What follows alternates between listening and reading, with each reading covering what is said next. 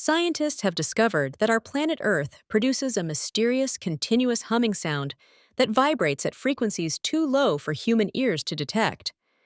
This planetary hum oscillates at frequencies between 2.9 and 4.5 MHz, roughly equivalent to a series of extremely low F-sharp notes. The hum was first detected by sophisticated seismometers that can pick up the Earth's smallest movements and vibrations. One leading theory suggests that the hum is produced by ocean waves colliding with the seafloor and each other, creating pressure waves that resonate through the Earth. Another hypothesis proposes that the continuous movement of tectonic plates and underground geological processes contribute to this persistent vibration.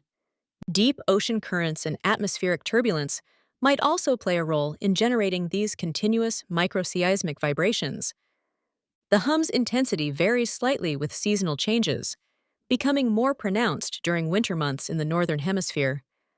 Atmospheric pressure changes and the interaction between the solid Earth and its fluid envelope of oceans and atmosphere may all contribute to this global phenomenon.